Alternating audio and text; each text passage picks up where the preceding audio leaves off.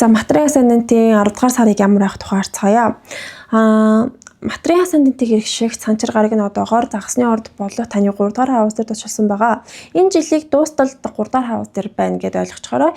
Ерөнхийдөө бол бүр урт хугацаанд харах юм бол 2023 оны 3 сараас хойш таны 3 дугаар хаус дээр урт хугацааны туршид санчир гараг 3 дугаар хаусын сэдвүүдийг хязгаарлаж танд сургамж болохыг одоо шахаж байгаа. Тийм урт хугацаанд санчрын даалгаврыг гүйцэтгэж байгаа.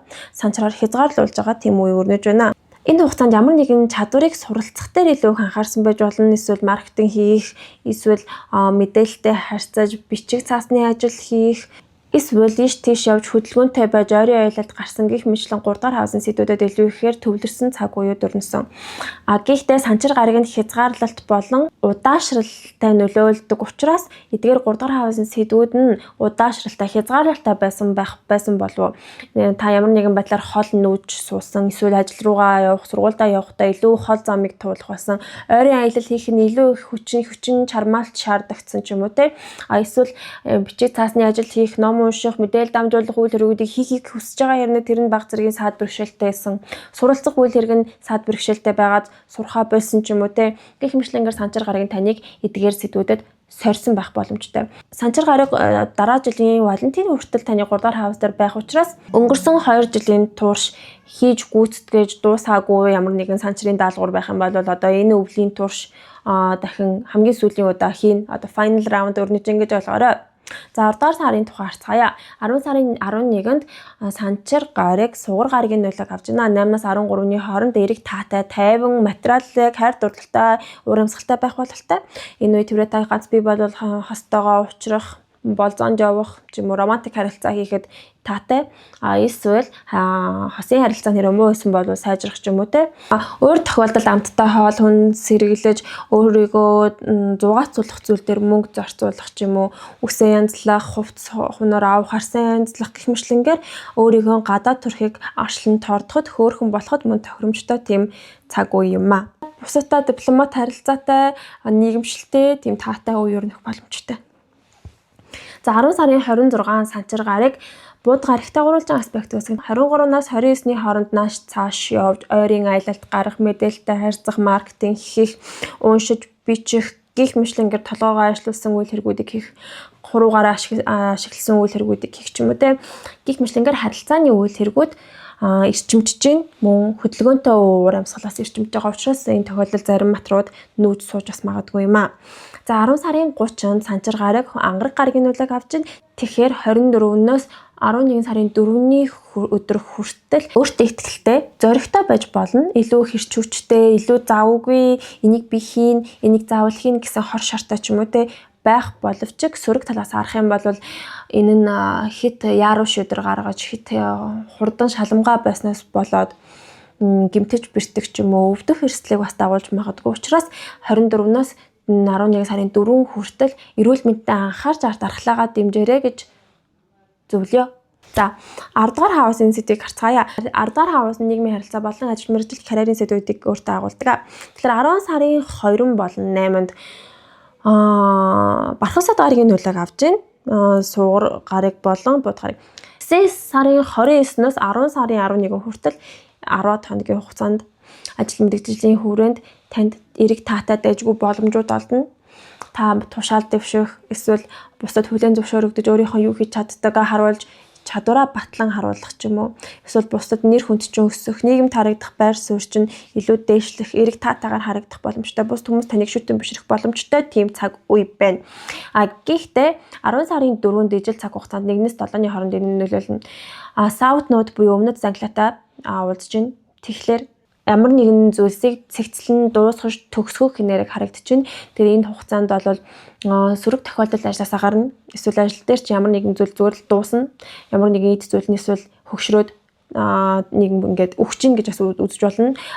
Эсвэл энэ хугацаанд ямар нэгэн хийж байсан ажил прожект чинь дуусаад дараагийнхаа эрэг таатай боломжууд руугаа илүү ихээр төвлөрж тэдгээр зүйлсээ хийж ин гэж харж байна. Тэ бархасад гарагийн нөлөө хамт орж ирж байгаа учраас 10 сарын 11-нд сугар гарыг санчир гарагтай эсрэгдэж байна. Тэгэхээр 8-аас 13-ны хооронд өмнөх 5-аас 11-ний хоорондоос бархах саад гарагийн нөлөө байгаа шүү дээ. Тэгснэ 8-аас 13-ний хооронд санчир гарагийн нөлөө самт орж ирж байна. Тэгэхээр санчир гараг нь альваг хязгаарлаж, хүйтэн хүндээ болгож таны хичээл зүтгэл шаардуулж нэлээд удаашруулдаг нөлөөтэй тийм ээ. Тэгэхээр ажил мэргэжлийн сэдвийн хүрээнд ямар нэгэн ажил нь хоошлон, удаашрах, сунжрах эрсдэлтэй эсвэл та ажлаасаа жоохон хөндөрж холдож бас магадгүй. Зарим нь бас энэ үед ажлаасаа гарч магадгүй тийм ээ.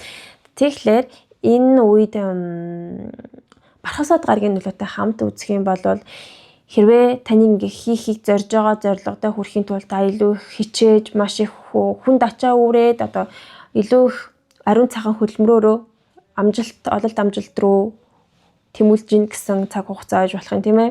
Тэгэхээр санчир гарагийн нөлөөнд ажлын ачаалал ихтэй, хариуцлага ихтэй, жоохон хүнд хэцүү үе байх боломжтой учраас анхаараарай. Гэтэ бархах саад гарагийн нөлөө хамт орж ирж байгаа учраас энэ сайнтай муутай олон үйл явдлаар нөлөөлөх боломжтой юм шиг санагдаж байна. Өөрийн хичээл зүтгэлээр хүссэн зүйлдээ хүрэх боломжтой. Энэ soft node-ийн нөлөө байгаа штэ 1-ээс 7-ны хоорондох soft node-ийн нөлөө байгаа штэ. Энэ нь болохоор таны одоо хөнгөнөр харах юм бол ажлын газараа ингээд цэгцлээд ч юм уу те хаях зүйлсээ хаяад их цэвэрлэгээ хийх гэх мэтлэн энергээр бас ашиглаж бас болно шүү. За залгуулад 10 сарын 14-нд сугар гараг Нептун буюу 70 ан гарагтай эсрэгдэж байна. 14-өөс 15-ны өдрүүдэд Нептуны нөлөө нь ингээ манандсан ур амьсгалаар нөлөөлнө. Тэгэхээр ажлын газрын хүрээнд ажлынхантайгаа шоудах, ууд суух ч юм уу. Өөр тохиолдолд оффист чинь ажлын газарт чинь алдаа гарах, бусадаа үйл ойлголцох гэх жишээний байх учраас хийж байгаа ажилдаа 7 хэмжиж нэг огтлоорой гэж зөвлөмөр байна. Өөр тохиолдолд 70 гарагийн нөлөө нь ус алдах ч юм уу, ажлын газар дэд зүйл нь эвдрэх, алдаа зах гэх жишээний бас байж болох юм аа. За 10 сарын 17-нд нар бархах саад гарагтай дөрвөлж байгаа аспект үүсгэн 13-наас 21-ний хооронд мөн адил бархах саад гарагийн нөлөө орж ирж байгаа учраас энэ үед ажил мэргэжлийн хувьд ололт амжилттай, эрэг таатай боломжуудаар дүүрэн таатай тийм ур амьсгалтай байна. Тэгэхээр 10 сарын туршид таны ажил мэргэжил карьерийн сэдвүүд бол маш эрэг таатай дайжгүй олон тийм дэвшилттэй тийм үе болж гин гэж харж байна. Дайжгүй санагдаж шүү. За 10 дугаар сарын турш 7 дугаар хавас буюу хосын харилцаа, partnership, гэрээ хэлцээр гих мэтлэн бүх төрлийн нэг харилцааны ур амьсгал 10 дугаар сард ямар бахыг харцгаая. Материал асцендантын descendant буюу 7 дугаар хавасыг эрхшигч нь мэлхий буюу сар юм. Сар нь хурдан хөдөлгөөнтэйгөөрөө алдартай юм. Тэгэхээр ерөнхийдөө сайнтай муутай байнгын хэлбэлцэлтэй байдаг байхгүй юу? Харилцаа холбооны асуудлууд нь. Тэгэхээр энд дурдсан өдрүүд нь сайн муу, эрэг таатай өдрүүд байгаа. Тэгэхээр сөрөг өдрүүд нь гэрээлэлцээр чухал уулзалт хийх гэх хэрэггүй эрэг таатай өдрүүдийг сонгож хүнтэй уулзаж чухал гэрээлэлцээрийг хийгэрэй гэж зөвлөмөр байна. 10 дугаар сарын турш ерөнхийдөө таны уулзах хүмүүс их байж магадгүй. Хүмүүстэй харилцах, хүмүүстэй мэдээлэл дамжуулах, чит чат хийх, хов ярих ч юм уу те. Эсвэл нас цааш явах үйлргүүд нь нөлөөлж магадгүй. Нэг айхтар сүртэй хүнтэй муудалцах ч юм уу салах гэсэн зүйл бас байхгүй болов гэж там байхгүй байх. За 10 сарын 2-нд бархах саад гараг бод гарагийн нөлөөг авч байна. 9 сарын 29-наас 10 сарын 4 хүртэл бусдад харилцах, нийгэмших, ярилцах, чатлах, чит чат хийх, ховж ярих гэх мэтлэнгээр харилцааны үйл хэргүүд нь эрчимжин бод гарагийн нөлөөнөөс үдэж магадгүй 8 хийх бас үж болох юм тийм ээ. Бусадтай харилцаж мэдээлэл дамжуулж байгаа учраас. За 10 сарын 8-нд бархах саад гараг сугар гарагийн нөлөөг авч байна. Тэгэхээр 5-наас 11-ний хооронд романтик уур амьсгалыг бүрдүүлэх тохиромжтой хостойгоо уулзах, болзоонд явах ч болно. Өөр тохиолдолд бусадтай эрэг таатай, нийгэмшилтэй, дипломат харилцаатай тийм social butterfly байж бас болох юм. За 10 сарын 17-нд бархах саад гараг нартай дөрвөлжин аспект үүсгэж байна. Тэгэхээр 14-нөөс 21-ний хооронд бол хэрвээ таны хосын харилцаа partnership нь бусдад нууц байсан бол ил болох боломжтой. Эсвэл энэ үед та боломжийн дайжгүй хамтрагчтай уулзах ч юм уу, таны уулзах хүмүүс дайжгүй эрх мэдэлтэй эсвэл бусдад харуулхад ичхээргүй таатай нэг тийм гялалцсан хүн бас байж болно. Эсвэл илүү чадвартай хүн бас байж болох юм тийм ээ. За 10 сарын 24-нд бархах саад гараг дахиад л бод гарагтай гурван аспект үүсгэж байна. 21-ээс 28-ны хооронд бас л хүмүүстэй харилцах, ярилцах, мэдээлэл дамжуулах, нааш цааш явах, ойрын аялал гарах гэх мэтлэнгээр нөлөөлж байна. Ерөнхийдөө энэ сар бол бод гарагийн нөлөө амар ихээр харагдаж байна тийм ээ. Таатай, дайжгүй, муугүй байна. 10 сарын 28-нд Бархасад гарыг ангараг гарагтай гурван аспектоос тэгэхээр 22-наас 11 сарын 3 хүртэл энэ хугацаанд ойрын аялалд гарахтаа болгоомжлороо хэрвээ ингээ ойрын аялалд гарч явах хугацаанд хүмүүстэй уулзж явах хугацаанд гэмтэж бэртэх ч юм уу те тиймэрхүү эрсдэл бас харагдаж байна. Эсвэл хүмүүстэй уулзж байгаа тэднэрээ санаад авах ч юм уу те. За эсвэл хасын харилцаа эсвэл хамтын харилцаа гэх мэтлэн бүх төрлийн нэг харилцаан дээр үйл ойлголцол үүсэх, муудалцах, зодтолдох эрсдэлтэй учраас энэ сүүлийн хэд хоног бол нэлээд болгоомжлороо гэж зөвлөмөр байна. Дөрөвдүгээр хавас буюу оршин суудаг газар гэр бүл зусан төрөл хамаатан садан хувийн бизнес гэх мэтлэн сэдвийн хүрээнд урамсгал ямар авахыг харцгаая. 10 сарын 20-нд ангараг гараг бууд гарагтай уулзсан 14-өөс 28-ны хооронд нүүд суух эсвэл гэр бүлийн гишүүдтэйгээ ярилцаж хэлэлцэх шаардлага гарах, мэдээлэл дамжуулах, хамаатантайгаа уцаар орох, холбогдох гэх жишээгээр нөлөөлж болно. Эсвэл өөр тохиолдолд ангараг гараг бууд гараг хамтдаа уулзж байгаа учраас гэр бүлийн гишүүдтэйгээ үйл ойлголцож муудалцах гэх зэрэгс сэргийлэх үе юм аа. 10 сарын 28-нд ангараг гарыг Бархасад гарагтай гурван аспектус нь 22-наас 11 сарын 3 хүртэл эдгээр нөлөөлөлтөө өгнө.